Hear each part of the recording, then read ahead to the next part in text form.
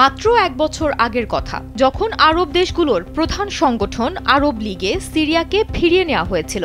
বিশ্ব ভেবেছিল দামেস্কে বাশার আল আসাদের ক্ষমতা দীর্ঘস্থায়ী বুঝি হয়েই গেল। কিন্তু বছর ঘুরতে না ঘুরতেই দেখা গেল গণেশ উল্টে গেছে। পতন ঘটেছে আসাদ সরকারের। ক্ষমতা হারিয়ে দেশ ছাড়তে বাধ্য হয়েছেন তিনি।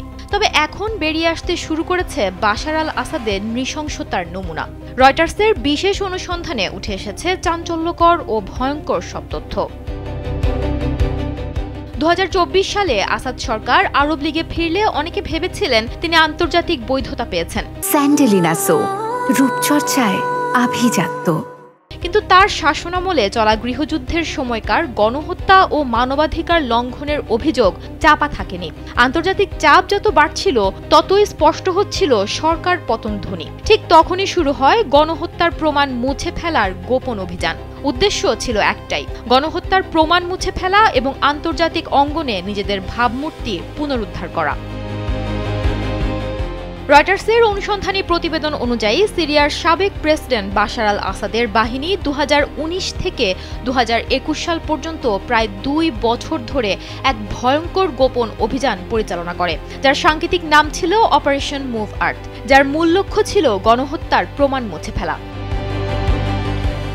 দামেস্কের কাছাকাছি কুতাইফা অঞ্চলের একটি গণকবর থেকে হাজার হাজার মানুষের মরদেহ তুলে নেওয়া হয়। মূলত আসাদের কারাগার ও সামরিক হাসপাতালে মৃত্যুবরণকারী সৈনিক ও বন্দীদের দেহাবশেষ ছিল এই কুতাইফা গণকবরে, যার তথ্য 2014 সালে ফাঁস হওয়া কিছু ছবির মাধ্যমে প্রথমবার প্রকাশ্যে এসেছিল।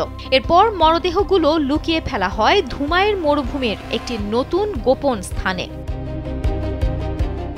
এই অভিযানে জড়িত 13 জন ব্যক্তির সাক্ষাৎকার, সরকারি নথি এবং স্যাটেলাইট চিত্র বিশ্লেষণ করে রয়টার্স জানতে পারে এই গোপন কাজটি প্রতি সপ্তাহে 4 রাত ধরে চলত।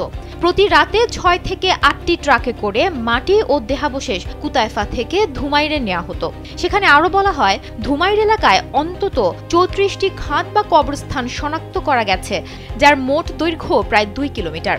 সাক্ষীদের বর্ণনা ও খাদের আকার বিবেচনা করে ধারণা করা হচ্ছে সেখানে কয়েক হাজার মরদেহ সমাহিত করা হয়েছে। এই অভিযানে অংশ নেয়া এক ট্রাক চালক রয়টার্সকে জানান, সে সময় ভয় এতটাই প্রবল ছিল যে কেউ আদেশ অমান্য করার কথা চিন্তাও করতে পারত না। অমান্য করলে তাকেও হয়তো সেই গর্তেই ফেলে দেওয়া হতো। সুমনা মোস্তফা, কালবেলা।